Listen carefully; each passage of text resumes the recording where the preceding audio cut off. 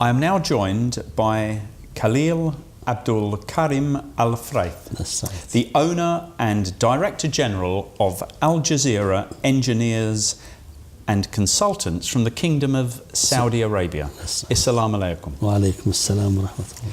Thank you. Thank you for speaking to me today. Now,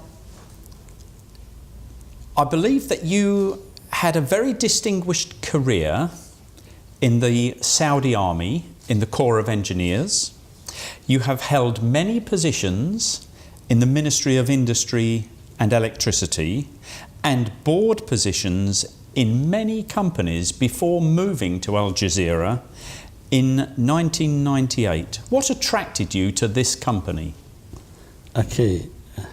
Actually, as you said, I was with the government as an employee. I started with the army in the Corps of Engineer. Of course, the army sent me abroad for higher education. I went to State, University of Pennsylvania, Philadelphia. I got a master's degree in energy management as well as in systems engineering. One in Moore School, University of Pennsylvania. The other one in Wharton School, also University of Pennsylvania, especially in the energy management. And I came back to Saudi Arabia to work in the army. At that time, when I came back, they just established the Ministry of Industry and Electricity. Because at the time, there is no things called electricity in Saudi Arabia, which is almost 1970. 1999. 1999, there is nothing called electricity in Saudi Arabia. Wow. Really, it's a small companies owned by private sector. And at that time, the government embarked a huge program to electrify the whole kingdom in a fast program. Right. At that time, for example, our installed capacity not more than 3,000 megawatt. And then it was very attractive for me to get from the army to the power sector with the Ministry of Industry, and I succeed. And since it is both of them are governmental organization, so they allowed me to leave the army to join the Ministry of Industry and Electricity. And then I started with the first power project at that time. It was prepared by a company called Priest, Cardo and Writer from Brighton, England. This is the first company came to work in Saudi Arabia for electrification. And then I kept continue, and I held, of course, from that time, I stayed in the Ministry of Industry and Electricity for almost 25 years. Okay? At that time, of course, we have developed a lot of work and built our power system, and we became a lead in the Middle East. And as I told you, when we started with the 3,000 megawatt, at that time, when we started our electrification system in Saudi Arabia, now almost we are 70,000 megawatt, which is really unbelievable. Wow. Okay? And then I was in a position, in a leadership, position, and of course a sudden came as a CEO of what they called Saudi Electric Company at that time. It's just a sudden, and it was really a surprise to me when I go back to the memory when I go to United States, and the first, of course, for the master degree, and the first courses they gave us at that time in the university, it was two courses which was a surprise to me. It's not related to my, electrical or systems engineering, something like that. The first course is the human relation, and the other course is law of contract. Wow. Really, it was surprise. Why I take this? He said, the professor at that time, he said, Khalil, you will be in the future dealing with people, not with machine. So you have to know how to deal with the people.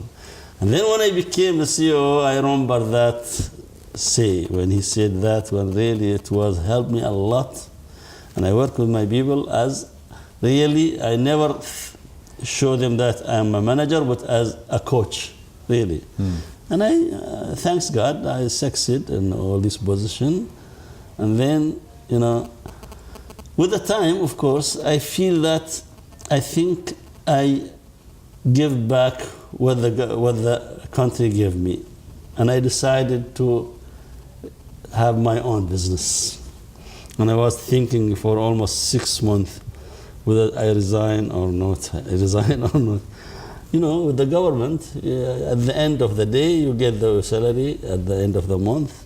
And I was in a very higher salary at that time, you know. My salary, 45,000 Saudi riyal, which is almost 13,000 US dollar, plus. And then, finally, I take this in, I will submit my resignation. And then I resign.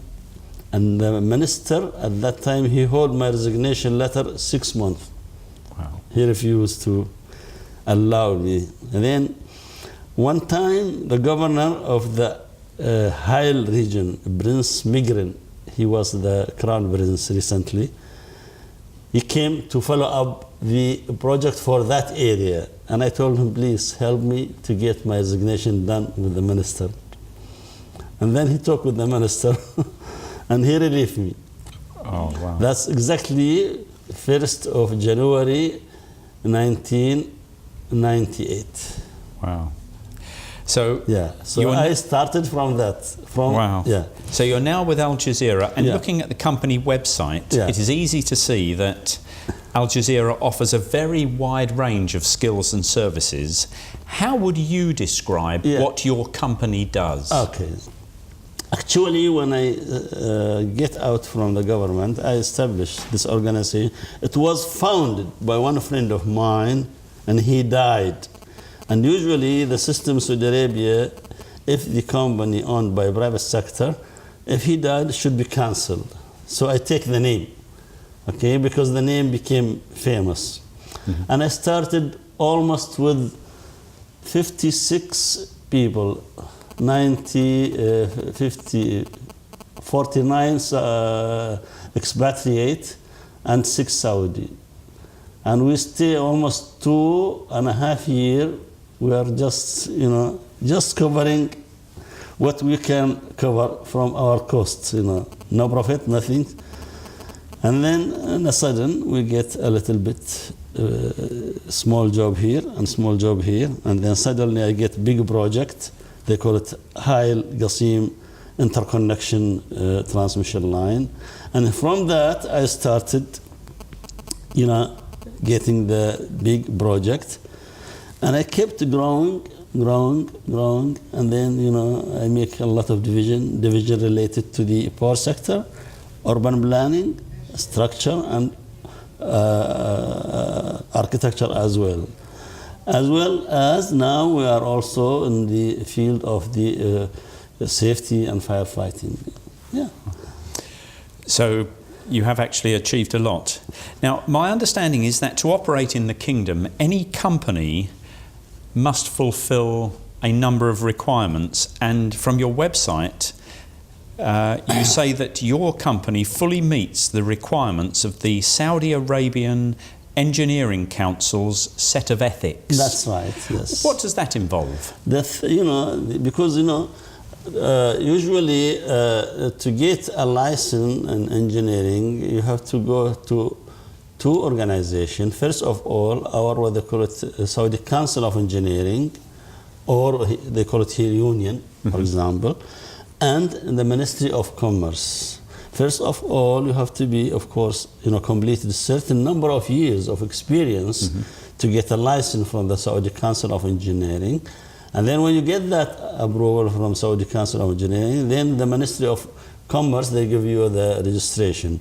Of course, to fulfill the requirement, you have to have long experience in a specific field, and usually they give you the license for a specific field for a number of years, 3 years, for example, and then after that 3 years, they will give you the, you know, the license for the broad, different discipline of engineering. And since I fulfill that, of course, my field, my own field, is electrical engineering and systems engineering. So When I grow up and I get the people who can do the other discipline, electrical, mechanical, architecture, civil, and safety, and so on, and I have to prove, of course, to the organization. At the same time, I have to show that my record is good in safety and obligation to the client, and there is no complaint. This is the most important things. Okay. Yeah.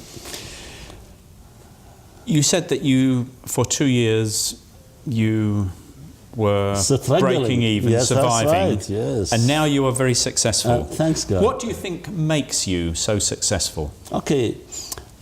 I'll tell you frankly, when I get out from the government, I start knocking the doors. You are in the government, you are laying your legs and everybody serve you. On the other side, no, the situation is different. I have to go to my engineer they work with me under my supervision to knock their door, really. And then I have to stay, if they are busy, 1 hour, 2 hours, till they are finished from their work. And I have to go myself and follow up every single things related to the job. For example, when we go to bid for a job, I have to go myself to see the site, to see how we're going to bid, how to evaluate, how much we're going to bid, how much our profit, how much we expectation, how much expectation maybe delay, maybe, it's hard to get the engineering on time. All this you have to calculate and put it in your mind. And I did it really myself. I follow up these things myself. And also at the same time, I send my kids abroad, to study as well. For example, one of my kids, he just graduated as electrical engineer from Al Faisal University, which is affiliated by Harvard. Okay. And the other guys, he just came from Pepperdine University from Los Angeles as a human relation and business development. And the other guys also, he's in business administration. And the fourth guys, he's now studying in United Arab Emirates in accounting. Yeah. So very soon you can relax. 3 of them, they are with me now already. Yes. Okay. Yeah. So having been with this company for 20 years... Almost now. What makes you proudest? Proudest, I feel I built, of course, when I get out from the government, of course I work, I don't want to say it, but this is actually, I work straightforward with transparency. I help the people, I help the contractor. Of course, with the government, I sign a contracts with let's say, sometimes 600 million, 700 million, but with the clean hand. When I get out, I find myself, everybody ready to help me. This is one. Second, when I get out, I have only my salary and whatever I save from my salary and the end of service, which is nothing. This is all what I own. Thanks God, now the situation is completely different. Now I can buy luxury car, I have houses, I have farm, my kids, they have their own houses, my kids, they have luxury cars. Our life is beautiful, thanks God, and I'm very happy because I did not enjoy my childhood, so I want them to enjoy theirs, really. Good. How do you see the future for your company? What does the future hold? Let us say in engineering, usually depend on the development of the country or around area, because we are working actually in Yemen, in Syria, in Qatar, in Bahrain. Our project in Syria, luckily when this problem started, we are just finished.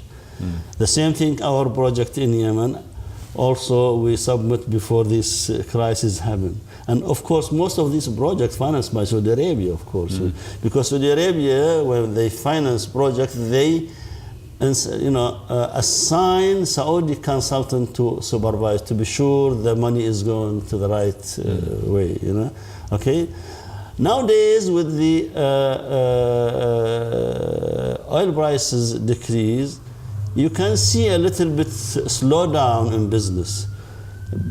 I mean, not all business, some of the business, but you know, construction and development in many services like water, electricity, this is never stopped. This is, you know, it's just like the air, you know, people need it. People need it, and always will. Never stop. So that's because I have almost more than 65% of my business in the field of the power and water and urban planning, which is we are keeping continuing. Good. Of course, I have engineers from different destinations. I have from India, from Pakistan, from Philippines, from Egypt, from Syria, from everywhere. Yeah. Well, we wish you continued success, inshallah. Thanks, God. Thank you very much for speaking to us. I'm very pleased to have with you this meeting. Thank you very much. Thanks a lot. Thank you very Thanks much a lot. indeed. I'm very glad, really. I'm very glad. Good.